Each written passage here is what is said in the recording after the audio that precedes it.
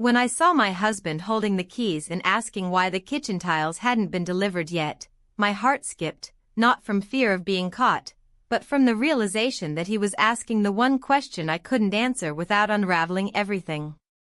He looked at me, confused but calm, and in that gaze I felt the weight of all the small lies I had been weaving for weeks.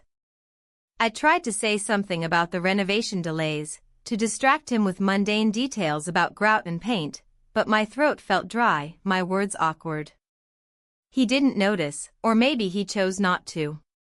His hand brushed the doorframe, and I could see the dust from the kitchen staining his fingertips. That dust, from tiles and plaster, connected him unknowingly to something he hadn't been told, something he might never be able to forgive. I knew then that if he kept asking questions, if he stepped too far into the kitchen or simply called his brother and asked the wrong thing, my life could collapse within seconds. He picked up a receipt from the counter, reading it slowly, and his brow furrowed when he saw the time stamped on it, a time when I had told him I was at the store, but in reality, I wasn't. My chest tightened. His lips parted as if to speak, but no sound came out. He hesitated, and in that hesitation I heard my own pulse, sharp and uneven. I bit the inside of my cheek, an old habit when I was nervous, tasting the faint tang of blood. My nerves felt electric, tangled with the creeping dread of what I had done. His breathing shifted, slower, deeper. He didn't know yet, not fully, but that didn't comfort me. Because 3 months ago, I made a choice that would forever alter the shape of our lives, and now. I didn't know how to stop the chain of events I had set in motion. But let me take you back, let me tell you how it truly happened. Before I share the secret I fought to bury, tell me in the comments where you are watching from, and answer this: have you ever carried a secret you tried to hide with every breath you had, only to realize hiding it was impossible? The first day in the new apartment smelled like fresh paint, dust, and possibility. The boxes lined the hallway like sentries, waiting for someone to open them and turn the space into a home. I wanted to believe this move meant a new start, that the simple act of unpacking plates and hanging curtains would scrub away the fatigue that had seeped into our marriage over the years. We hadn't been unhappy, not in the way that leads to slammed doors or bitter silences, but the distance had grown quietly, like ivy creeping along a wall. He worked late, came home with tired eyes and empty hands, and I stopped expecting flowers or surprises a long time ago. That morning, the sound of his car leaving for work echoed longer than it should have. He was gone before I'd finished my first cup of coffee, promising to be home late, his voice already half in his emails. It wasn't unusual, he'd been doing that for years. But in the quiet that followed, the apartment felt cavernous, too big for just me and the unopened boxes. The knock on the door wasn't a surprise, not really. He had told me his brother would be coming by to help with the kitchen renovation, but I hadn't thought about what that meant until I opened the door and saw him standing there, holding a bucket of tools, his shirt already smudged with white dust. He smiled the kind of smile that looked effortless, and for a moment, I forgot to invite him in. The kitchen was the center of the chaos. Tiles leaned against the wall like oversized books, paint cans cluttered the floor, and there was an outline of a table drawn in chalk where we planned to place the new one. We talked about cabinet heights and where the light should fall, the kind of talk that felt harmless, safe. He crouched down to measure, pencil between his teeth, and I found myself watching him longer than I meant to. Later, as we moved the heavier boxes, his laugh filled the room when I almost dropped a stack of plates, and I laughed too, though my hands were trembling slightly. He carried things as if they weighed nothing, brushing past me in the narrow doorway, his shoulder grazing mine in a way that shouldn't have felt like anything. But it did. I told myself it was only because everything felt new, the apartment, the air, even the sunlight that found its way through the windows. A new space makes you more aware of every movement, every breath. At least that's what I told myself as I stood in the kitchen doorway, looking at him fitting wood panels against the wall, his back to me, his voice low as he muttered measurements under his breath. When he left that evening, the apartment seemed to exhale. I sat down on a half-unpacked box, staring at the space he'd been working in, noticing the way his tools still marked the counter. The paintbrush leaning against the sink, the pencil rolling slowly to a stop. I should have felt nothing but gratitude. He was helping, after all. Helping us. But as I sat there, listening to the quiet hum of the fridge, I couldn't shake the awareness that something had shifted. I tried to dismiss it, blaming the move, the exhaustion, the endless lists of things to do. But when I went to bed that night, my husband beside me, his breathing steady and deep, I found myself staring at the ceiling, my mind replaying the day in fragments, his voice asking where the measuring tape was, the way his hand brushed mine as he passed me a box, the shadow of a smile when I picked the wrong screwdriver. It was nothing. It had to be nothing. That's what I told myself as I turned on my side, careful not to wake my husband, the scent of fresh paint still clinging faintly to my hair.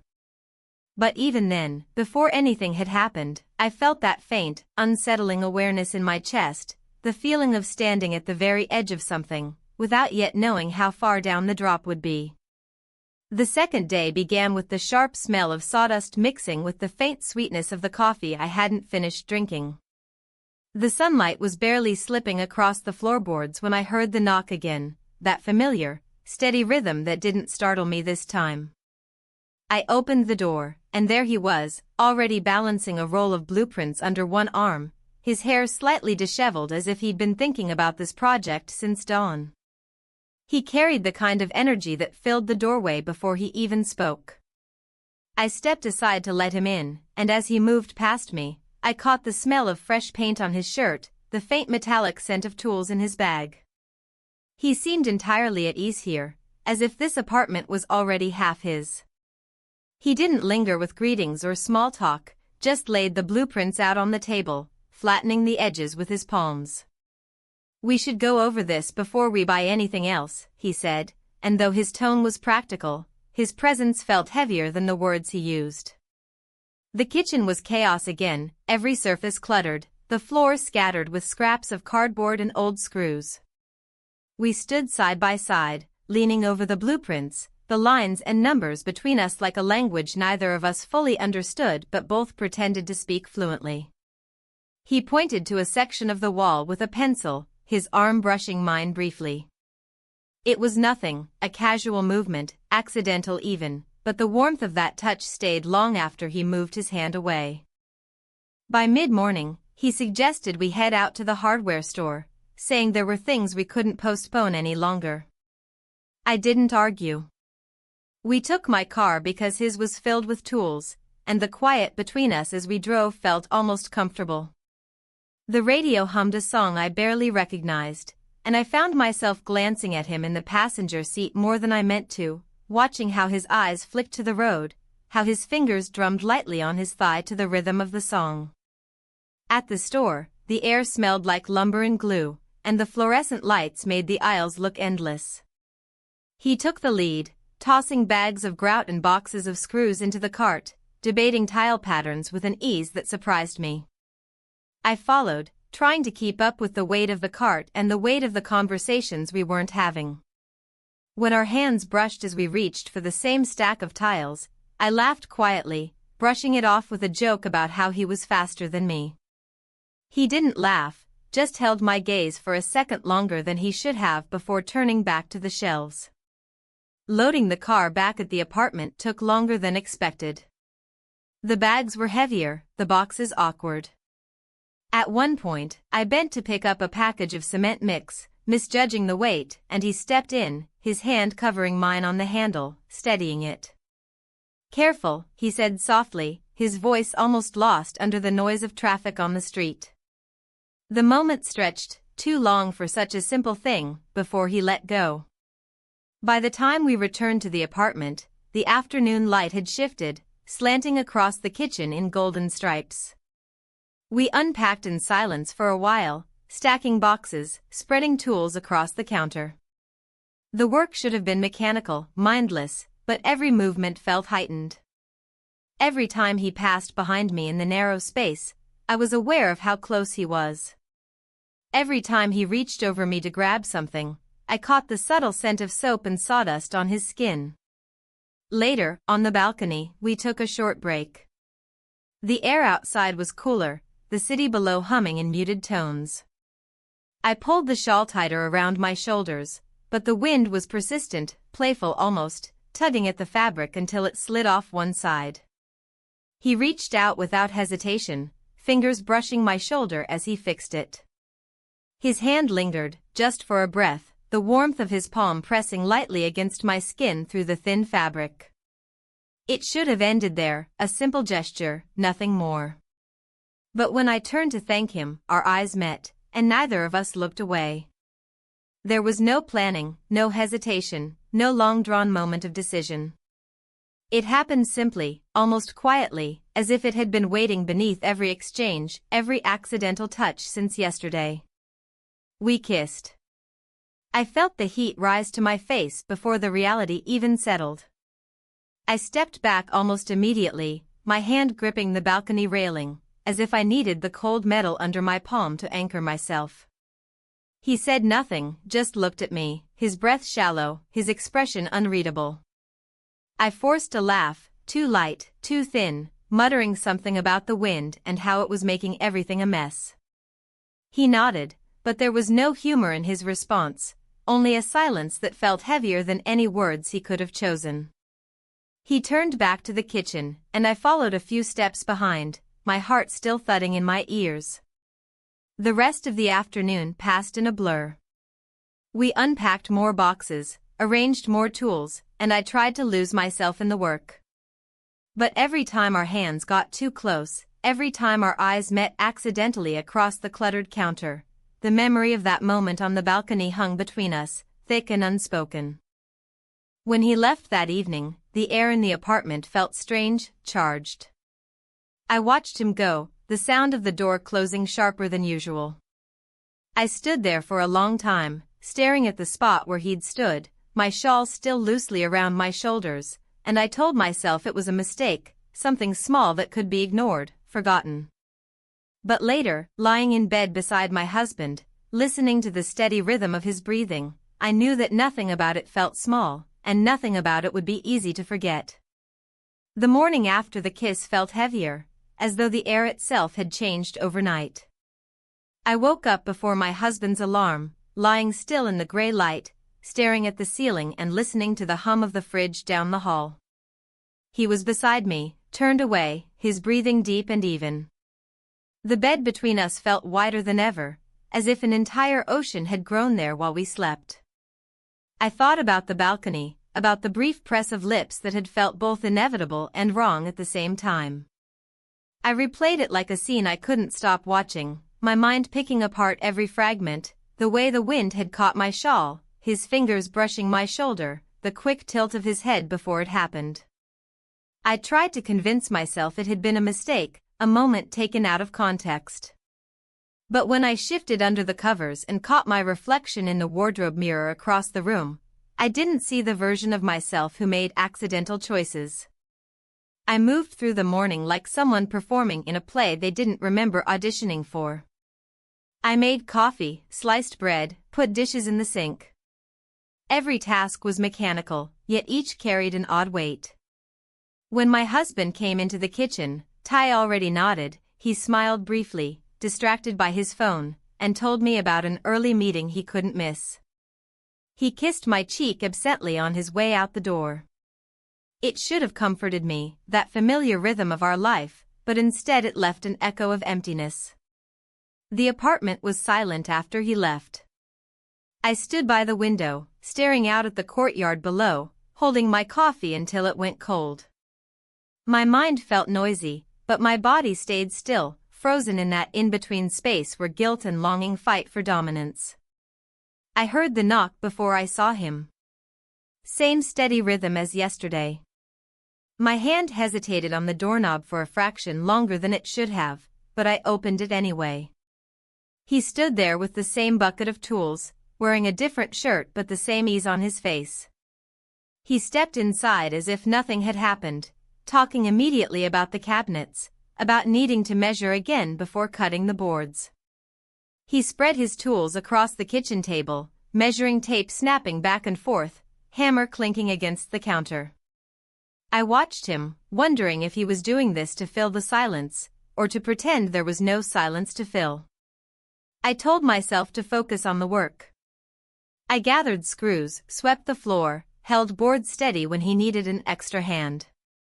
But everything I touched seemed to tremble slightly, every movement felt sharper, like the entire day had been turned up to a higher frequency. At one point, he asked for the screwdriver, and I handed it to him without meeting his eyes. I thought it would make things easier if I didn't look, but the absence of eye contact felt louder than looking would have. Outside, in the hallway, I heard footsteps, neighbors coming and going, the ordinary life of the building. Through the open kitchen window, I caught a glimpse of the woman across the way, standing on her balcony, fiddling with something metallic that looked like a new railing fixture. She glanced over once, waved casually, and I waved back, trying to steady my breath. Hours passed in the quiet rhythm of work, boards cut, panels held, the dull thud of tools against wood. Yet beneath every sound, there was that other noise, the one I couldn't name, the one that lived in the space between what we were saying and what we weren't. When he bent to mark the lower edge of the wall, I noticed the curve of his shoulders, the faint dust in his hair. I looked away quickly, annoyed at myself for noticing, for cataloging details I had no right to notice. We broke for lunch, sitting across from each other at the bare table, eating sandwiches I'd thrown together with whatever was in the fridge. I chewed slowly, staring at the bread in my hands, trying to think of something safe to say. He mentioned needing a new drill bit, said the current one wouldn't last much longer. His voice was calm, practical, but every word felt loaded simply because it was him speaking. Later in the afternoon, my husband called. I wiped my hands on a rag before picking up, forcing my voice to sound light. He told me he would be late again, maybe past dinner. He apologized, but it was the kind of apology made out of habit. I hung up, staring at the phone for a long moment before setting it down. When I turned, I found him looking at me. Just looking. Not with accusation or even curiosity, just watching me in a way that made me feel like he could hear the sound of my pulse. I busied myself with clearing the table, needing movement, needing to feel like I was doing something ordinary. But ordinary felt impossible. By the time he left that evening, the apartment felt like it was holding its breath. I stood in the doorway after he stepped into the hallway, listening to the fading sound of his boots on the stairs. I closed the door slowly, the latch clicking like a punctuation mark I didn't understand. The rest of the night, I moved through the apartment like a stranger in my own space. I straightened piles of mail that didn't need straightening. I refolded a blanket already folded. When my husband came home hours later, tired and quiet, I greeted him as if nothing was wrong. I asked about his day, he told me about meetings, about deadlines. We moved through the motions of our life, the motions we'd built for years. But when I lay in bed that night, listening to him breathe beside me, my mind was still in the kitchen, still at that table, still hearing the click of his brother's tools on the counter, still feeling the weight of the silence that filled every space words couldn't reach. The fourth morning arrived quietly, the light in the apartment dim and gray as if the day itself was holding back. I woke up before the alarm again, lying still, trying to keep my breathing even so as not to wake my husband. He turned in his sleep, mumbling something incoherent, and the sound cut through the silence in a way that felt almost intrusive. I watched the clock, waiting for the minutes to shift, as if those small red numbers could give me a way forward. By the time he left for work, the apartment was heavy with the scent of his aftershave and the lingering smell of coffee we'd shared. He kissed me on the cheek again, distracted, his eyes already somewhere else, and then he was gone, leaving only the echo of his shoes on the stairs. I stood in the kitchen, staring at the half-painted walls, the open box of tiles, the tools scattered across the counter. The kiss from 2 days ago was still there between us, unspoken, but not undone. Every time I walked past the balcony door, I felt it, as if the air itself remembered. The knock on the door came later that morning, softer than before, but I knew it was him before I opened it. He stood there holding a clipboard and a tape measure, and without a word, I stepped aside to let him in. There was a moment, brief, but undeniable, when our eyes met and neither of us moved. Then he turned away, as if the act of starting work could erase the weight of that pause. The day stretched differently. He worked methodically, measuring, sawing, marking the walls. I found myself drifting in and out of his orbit, bringing him water, holding a board steady, brushing the dust off the counter. Every movement felt loaded with the memory of what had already happened and the fear of what might come next. Midday, he suggested we go out to the store again, this time for grout and a few other things he said couldn't wait. I didn't argue. The idea of leaving the apartment, of having somewhere to go, felt like a kind of relief. The car ride was quiet, the hum of the engine the only sound for long stretches. At one point, he reached for the radio and then stopped, his hand falling back to his lap. I glanced over, catching the profile of his face, the line of his jaw tense, his eyes fixed on the road ahead. The store was busier this time, aisles crowded with weekend shoppers, carts bumping softly into each other. We moved through the space like we were the only two people there, focused on tiles and colors and measurements. He debated shades of gray grout with the seriousness of someone choosing the paint for a cathedral, and I let him. There was something grounding about watching him speak about something so ordinary. Outside, the weather shifted. A low sky hung heavy, and the air smelled like rain that hadn't yet fallen. We loaded the car slowly, the boxes heavier than they should have been. When I bent to lift one, my grip slipped slightly, and he was there instantly, his hand covering mine on the cardboard, steadying the weight before it fell. "Careful," he said quietly, his voice low enough that I almost didn't hear it. I nodded, but the moment stretched. His hand stayed over mine for a second too long, his thumb brushing lightly before he pulled away. The drive back was almost silent, but not uncomfortable. The air between us felt thick with things unsaid, yet neither of us tried to fill it. Back at the apartment, we carried the boxes inside, setting them down in the kitchen with a dull thud. He began unpacking immediately, tearing at the tape with more force than necessary, spreading tools and supplies across the counter like pieces of a puzzle. I busied myself with arranging tiles, anything to keep my hands moving, but my mind wouldn't stay still. Every scrape of a box, every snap of the tape measure sounded louder, sharper. When he reached across me to grab a tile sample, his arm brushed my shoulder. I felt the contact like a spark, brief, but undeniable.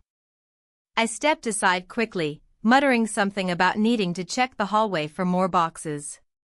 He didn't answer, just kept working, but I felt his eyes on me as I turned away. Later in the afternoon, we took another break, standing by the kitchen window. The sky outside had darkened, the air thick with the smell of rain that still hadn't fallen. I leaned against the counter, arms folded, and he stood a few feet away, rolling a pencil between his fingers. The silence was almost unbearable. I thought about saying something, about the weather, about the tiles, about anything, but the words stuck. When he finally spoke, it was about the cabinets, his tone flat and measured. I nodded, grateful for the shift, for the illusion of normalcy. But as the day wound down and the tools were packed away, that illusion frayed. I watched him gather his things, his hands steady, his expression unreadable.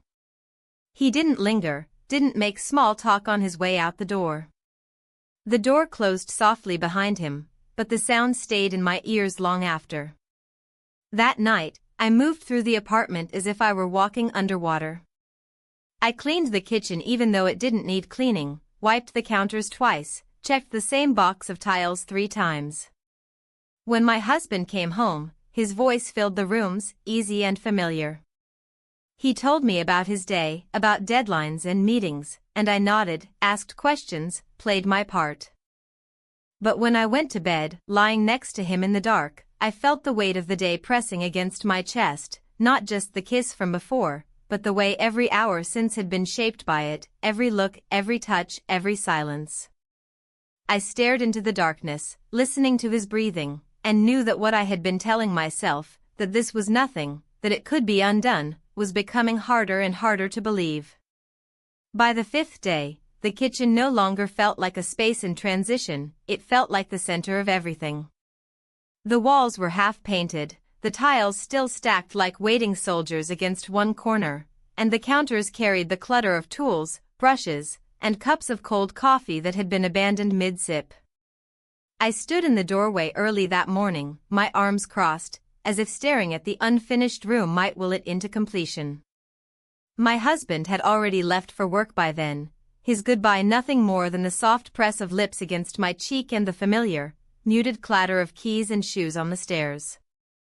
I lingered longer than necessary before making breakfast, trying to ignore the knot in my stomach that seemed to tighten with each passing hour. I told myself it was stress, the disruption of moving, the mess, the exhaustion. But that wasn't the truth, not entirely. There was something else now, threaded beneath the routine of each day, and I couldn't name it without unraveling everything. The knock came mid-morning, firm and steady. I didn't even hesitate when I went to the door.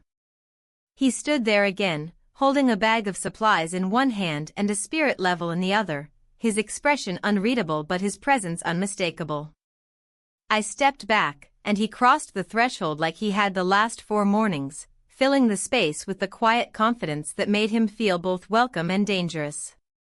He set the bag down on the kitchen table, pulling out brushes and screws, moving with a kind of deliberate focus. I tried to mimic that focus, tried to lose myself in helping him sort the materials, laying out rows of tiles, checking the edges for chips. For a while, it almost worked. We talked about the wall measurements, about how the tiles might be set, and it sounded like ordinary conversation, like the work was all that connected us. But then there were the moments, the ones that didn't fit neatly into the boxes of practicality we were trying to build around ourselves. Like when he stood behind me to reach for a tool and his hand brushed the small of my back, light, quick, but impossible to forget. Or when I handed him a paintbrush, and his fingers closed around mine for half a second longer than they needed to. By noon, the smell of adhesive and paint had thickened the air. I opened the balcony door to let the breeze in, stepping out for a breath of cooler air. The view hadn't changed, just the same cluster of buildings, the hum of distant traffic, but the way I felt standing there had. Behind me, I heard him set down a brush, the faint scrape of wood against the counter as he walked closer. When I turned, he was already there, standing only a step away. Neither of us spoke. The space between us felt suspended, as though the air itself was waiting. His eyes met mine, steady, searching. And then it happened. We kissed. It was different this time, not an accidental spark like the one on the balcony, but a deliberate act, heavier with intent. My breath caught before I pulled away, my hand gripping the edge of the balcony railing to steady myself. For a moment, neither of us moved. The sound of traffic below seemed impossibly loud, the faint whistle of wind slicing through the silence. I turned back toward the kitchen, saying nothing, forcing myself to focus on the tiles stacked neatly by the wall.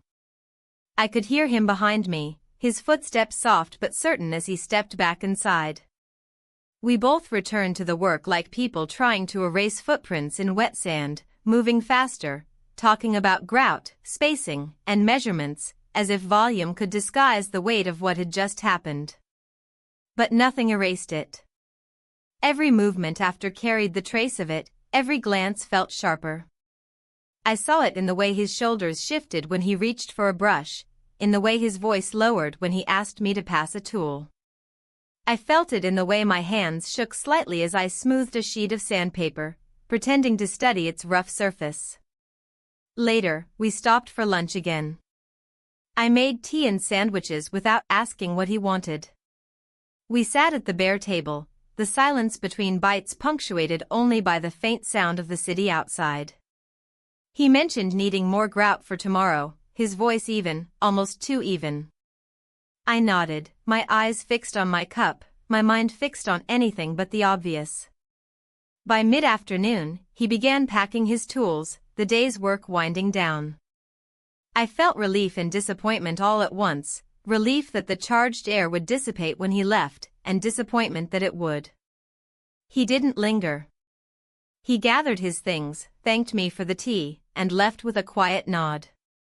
The door closed behind him, leaving me in the half-finished kitchen, the sound of his departure still ringing faintly in my ears. I stayed there for a long time, standing in the same spot where we had kissed, staring at the tiles and the brushes and the fragments of what we were supposed to be doing. My hands found the edge of the counter, gripping hard, as if holding on to something solid would steady the swirl in my head. When my husband came home that night, he noticed none of it. He dropped his bag by the door, kissed me lightly, and told me he'd be working late again tomorrow. His voice was calm, his face tired, and for a moment, I almost envied him, envied the simplicity of his unawareness, the straightforwardness of his world. But lying in bed later, listening to his breathing in the dark, I felt the weight of the day pressing into my chest. The second kiss was heavier, harder to ignore. It had settled into me like a stone at the bottom of a lake, quiet but unmovable. And as much as I wanted to tell myself otherwise, I knew something had shifted again, something I couldn't undo by morning. The sixth day began under a low, pale sky that made the whole apartment feel dim, as though the light itself was hesitant. I moved quietly through the rooms that morning, my steps soft, my thoughts heavier than I wanted to admit. The kitchen smelled faintly of glue and drying paint, the scent lingered like a reminder of all the unfinished work, and of what had already happened between those walls. My husband left early again, dressed for another long day, his briefcase in one hand and his coffee in the other. He kissed me on the cheek as he always did, but his mind was already elsewhere, reciting tasks and schedules under his breath as he walked out the door. The sound of his car starting in the courtyard below reached me as I stood in the kitchen doorway, arms folded. When the engine noise faded, the apartment fell into silence that felt heavier than the one from the day before. I didn't even need to check the time before I heard the knock. It came at the same steady rhythm, not rushed, not hesitant. I opened the door, and there he was, another box of supplies tucked under his arm, a folded sheet of instructions in his hand. His eyes flicked over me quickly, not staring, just looking, and then he stepped inside without needing an invitation. The kitchen was still mid-project. Tools from the day before were lined up on the counter, some left exactly where he had dropped them, others neatly stacked by my own restless hands the night before. He set the box down, pulled a drill from his bag, and began talking about what needed to be done, the tiles, the sealant, the corner shelves that still weren't cut. His voice was practical, matter of fact, but the space between us felt anything but. I tried to focus on his words, but my thoughts kept snagging on fragments, the memory of his lips on mine yesterday, the way his hand had brushed mine and lingered. Those moments lived in my body now, not just my mind, and every time I reached for a tool or bent to pick up something from the floor, I felt them again. For a long while, we worked almost wordlessly. He measured and marked the walls, I held boards and fetched tools. The rhythm should have been soothing, the kind of routine that numbs thought, but every accidental brush of his hand against mine made the air sharper. Each time we passed one another in the narrow kitchen, my breath caught slightly, a silent reminder of how close we had already come. Around noon, I heard a noise from the hallway. When I glanced out the window, I noticed the woman across the courtyard again, adjusting something above her door. It looked like some kind of new fixture, a small rectangle of black plastic she was trying to straighten. She waved when she caught me looking, and I waved back without thinking, but there was a sudden chill in the way my stomach tightened. I turned back to the kitchen and found him looking at me, a faint crease between his brows. He didn't say anything, but the look stayed for a beat too long before he turned back to his work. The afternoon carried the same undercurrent as the morning, though neither of us mentioned yesterday. The silence wasn't empty, it was thick, heavy, full of unsaid words. He asked for the spirit level, and when I handed it to him, our fingers touched, a small thing, an ordinary thing, but my heart reacted like it was more. By mid-afternoon, my phone rang. I wiped my hands on a towel and answered, and it was my husband. His voice sounded tired, but familiar, filling the apartment in a way that made me acutely aware of who stood just behind me. He told me he might make it home earlier that evening, or maybe not. His plans kept shifting. I responded as lightly as I could, forcing my tone into something neutral, but I felt his presence behind me as I spoke, his silence more noticeable than any word he could have said.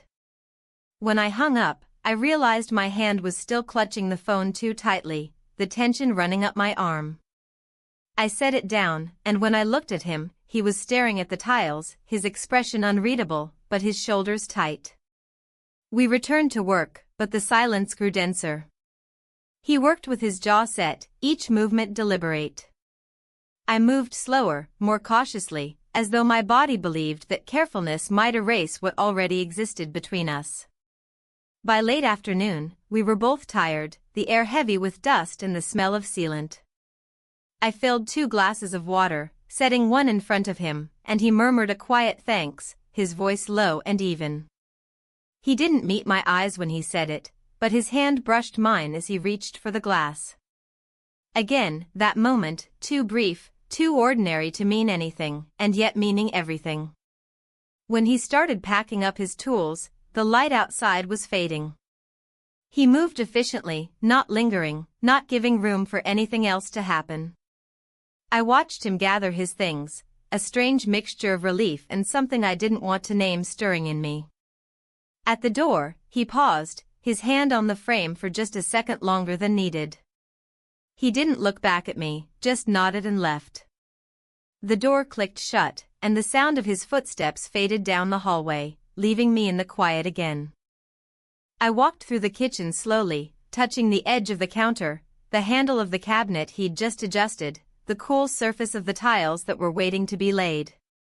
Every corner of that room held traces of him, not just in the work he'd done but in the invisible marks he'd left. That night, when my husband came home, his voice filled the apartment, steady and unbroken. He told me about his day, the meetings that ran too long, the dinner he'd skipped. I nodded, asked questions, smiled where I was supposed to. But later, lying in bed, the silence was louder than his words had been. I stared into the dark, listening to the rhythm of his breathing beside me, and felt the weight of everything we weren't saying pressing down. The memory of those 2 kisses felt like it had rewritten the air itself, and even though the night was quiet, I could feel the shift inside me like a fault line, deep and irreversible. The 7th morning started with an unusual quiet, the kind that feels too still, too deliberate. I woke before dawn, my body restless, my mind already crowded. The apartment was dark except for the weak light from the street filtering through the curtains. I sat on the edge of the bed for a while, staring at the floor, listening to my husband's breathing. It was steady, untroubled, the sound of someone who had no reason to question anything. He left later than usual, the clatter of dishes and the hiss of the kettle filling the morning. He kissed my cheek, his tie crooked from rushing, his bag slung over his shoulder, and reminded me he would be gone for a couple of days, a short trip for work, just an overnight meeting. He smiled as he said it, as if it were good news, a break from his endless hours. When the door closed behind him, the apartment felt hollow, as though all the air had been pulled out. I stood in the kitchen for a long time, looking at the mess of tiles, brushes, and boxes. My hands rested on the counter, not moving.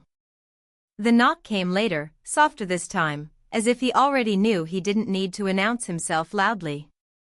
I opened the door, and there he was, his expression calm, almost unreadable, his bag of tools heavy at his side. I stepped back, and he walked in, setting the bag on the kitchen floor with a thud.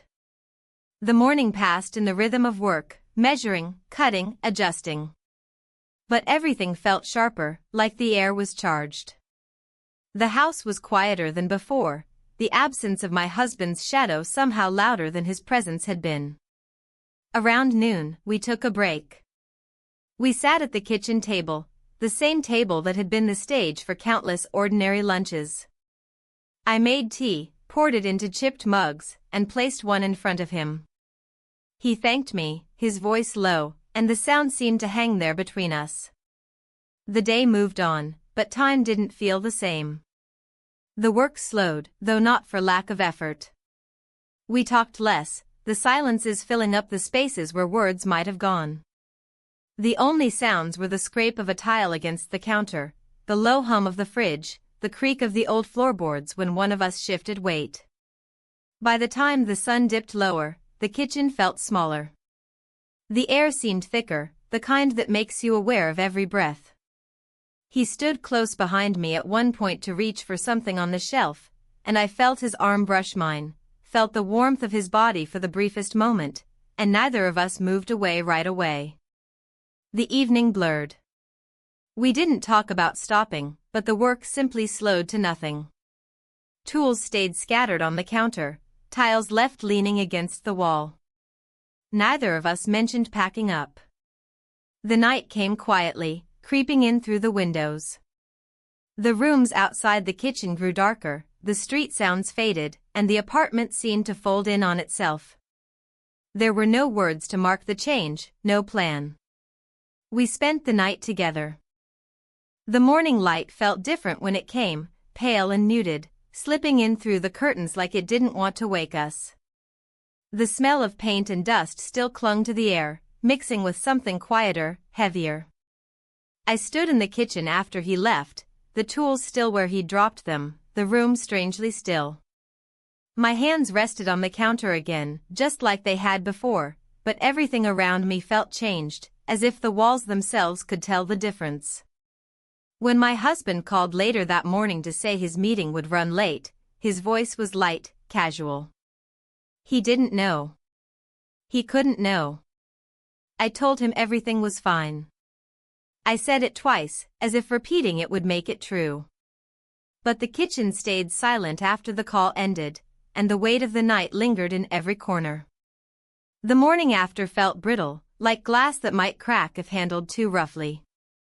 I moved slowly through the apartment, each step sounding louder than it should have. The air felt different, heavier, as though the walls themselves remembered what had happened. The kitchen was still scattered with the evidence of unfinished work, tiles stacked in uneven piles, brushes stiff with dried paint, the spirit level lying where it had been left. Everything looked the same, but none of it felt the same. My husband called early, his voice warm but distant, telling me he'd be home that evening, probably around dinner. He sounded almost cheerful, relieved that his trip was over, and I tried to match his tone, saying things like "That's good" and "I'll make something for us." The words felt strange in my mouth, but he didn't notice. He never noticed much about my voice. I spent most of the morning cleaning what didn't need cleaning, wiping down counters, folding and refolding the same kitchen towels, straightening the piles of mail on the table.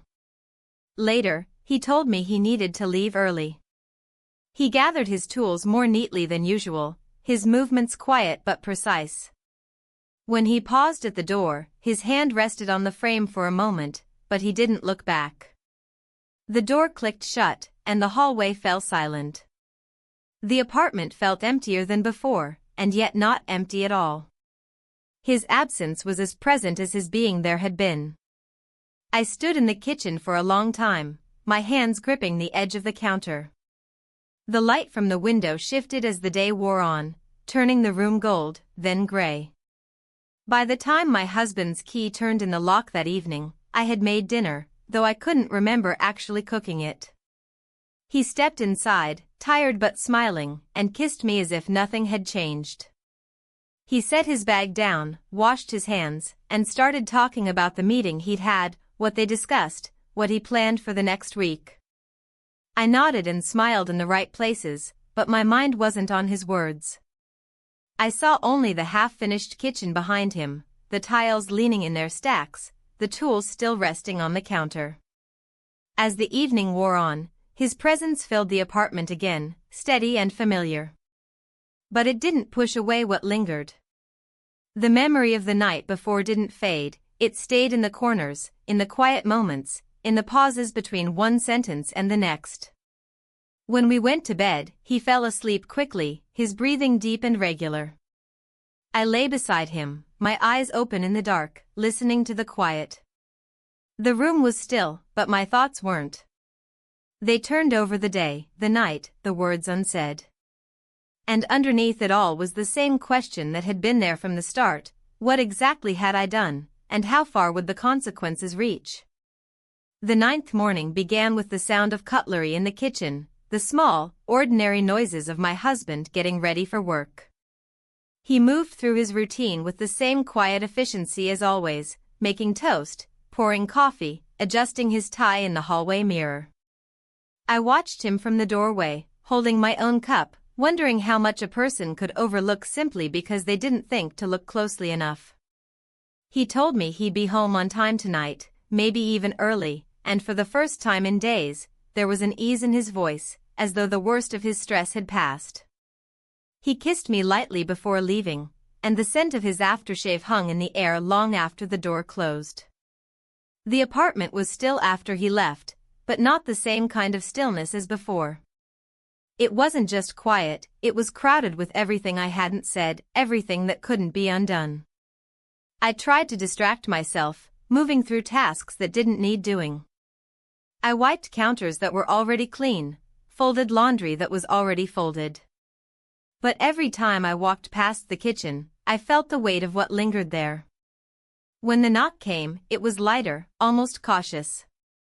I opened the door and found him standing there again, holding a smaller bag than usual, his expression unreadable. I stepped aside, and he walked in, his eyes flicking briefly over the room before he set his things down.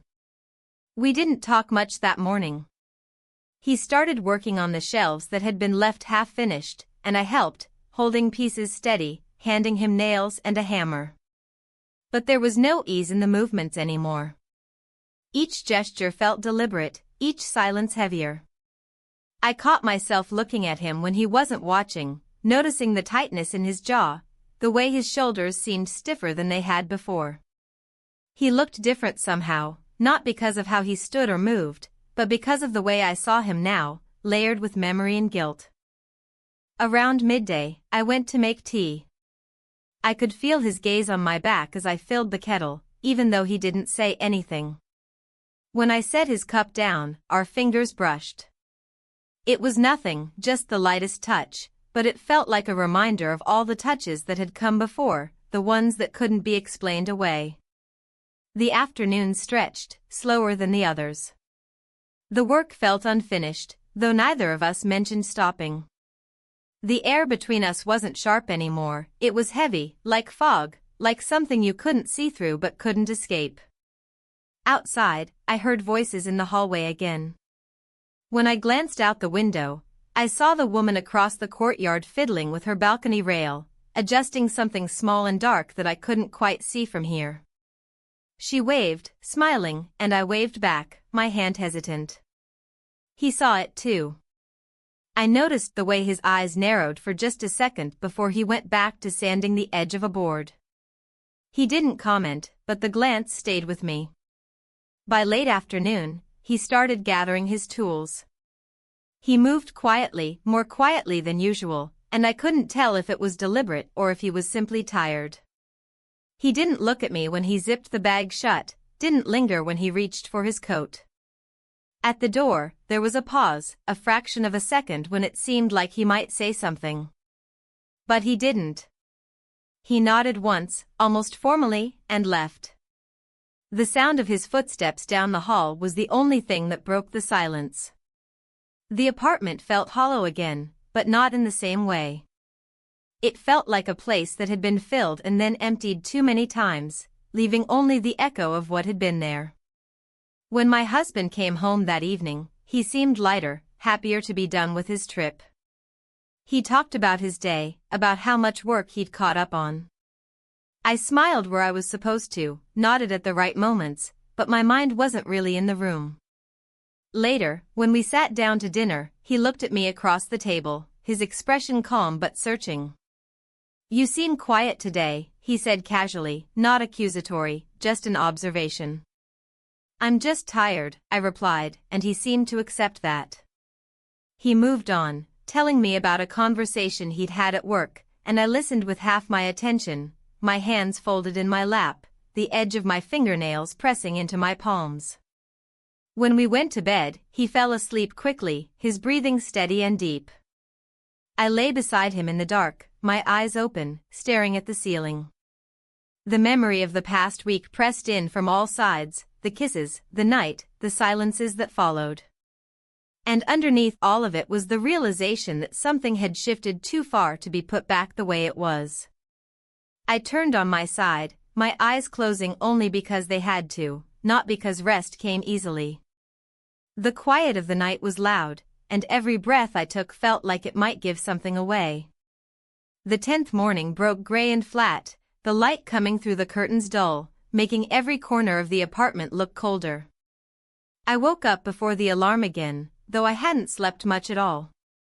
My husband's breathing was steady beside me, his face relaxed, untouched by the thoughts that had kept me awake. I lay still for a moment, staring at the ceiling, feeling the familiar knot of unease settle back into my stomach like it belonged there. He stirred when I got up, rubbing his eyes, and muttered something about coffee. His voice was soft, ordinary, the same voice that had filled these mornings for years. I made the coffee, poured it into his favorite chipped mug, and we stood in the kitchen together for a moment, the smell of it rising between us. He told me he'd be working from home later in the week, and I nodded, my fingers tapping against the counter without realizing it. When he left for the day, the sound of the door closing felt sharper than usual. The apartment fell into silence again, the kind that pressed in from all sides. I walked through the rooms, touching things that didn't need touching, straightening a picture frame, refolding a towel, stacking mail that was already stacked. I didn't hear the knock right away. When it came, it was soft but distinct. I opened the door and found him standing there again, though he carried no tools this time, just a small bag, as if he'd known there was little left to do. He stepped inside quietly, his eyes moving around the room before meeting mine. The kitchen looked almost finished now. The tiles were in place, the shelves hung neatly, the brushes washed and lined up on the counter. It should have felt like closure, like something was ending. But instead, it felt like the room itself was holding its breath, waiting for something more. We worked in near silence, tying up the last pieces of the project, wiping down counters, sanding a corner of wood, adjusting one final hinge on a cabinet. The sound of each movement was sharp in the quiet, the squeak of a cloth on tile, the soft thud of a screwdriver against the table, the click of a hinge snapping into place. At one point, I turned toward the window, looking out across the courtyard. The woman across the way was outside again, fussing with the small device she'd been adjusting all week. She glanced over, her eyes meeting mine for a moment, and then she smiled, a polite, fleeting smile, before looking back at her work. I raised my hand to wave, a gesture so small it felt almost silly, and then turned back to the kitchen, unsettled by how my stomach tightened anyway. He was watching me when I turned. Not staring, not accusing, just watching. He didn't say anything, and neither did I. By mid-afternoon, there was nothing left to do. The shelves were hung, the tools packed, the last tile set. He wiped his hands on a rag, folded it, and placed it neatly on the counter. The act felt deliberate, final. He gathered his things slowly, his movements careful, as though each one might change the shape of the moment. When he zipped his bag, the sound seemed louder than it should have been. At the door, he paused. His hand rested on the frame for the briefest second. There was no speech, no grand moment, only a quiet nod, acknowledgement, farewell, or something in between, and then he stepped out. The door closed softly, and the sound of his footsteps faded down the hallway. The apartment felt different when he was gone. Not empty, exactly, but altered. The kitchen looked neat, almost perfect now, but every surface felt weighted, as if the work we had done there had soaked into the walls themselves. I stood in the middle of the room for a long time, my hand resting on the edge of the counter. I could still see him there, moving tools, measuring boards, brushing dust from his shirt. The memories were stitched into the space now, as much a part of it as the shelves and tiles. When my husband's key turned in the lock that evening, I didn't move right away. He stepped inside, his smile tired but warm, and kissed me like nothing had shifted. He set his bag down, washed his hands, and started talking about his day, the same way he always had. I nodded, smiled, asked questions when I was supposed to. My voice sounded normal, maybe even light. But my hands gripped the edge of the counter a little too tightly, and my heart thudded harder than it should have with every word he spoke. Later, after dinner, after the dishes were washed and stacked, we sat together in the living room, the hum of the television filling the silence between us. He reached for my hand, and I let him hold it, my fingers loose in his, my mind elsewhere. When we went to bed, the house was quiet again. He fell asleep quickly, the rhythm of his breathing soft and steady beside me. I lay awake, staring at the ceiling in the dark. The kitchen, the tiles, the kisses, the night, all of it played in my mind, looping like a film that wouldn't stop. There were no answers waiting for me, no simple way to set things back the way they had been. The only thing that felt certain was that something had shifted too far to be undone. I closed my eyes because I had to, not because I wanted to, and listened to the silence of the room, heavy and absolute, as the weight of it all pressed down and refused to move.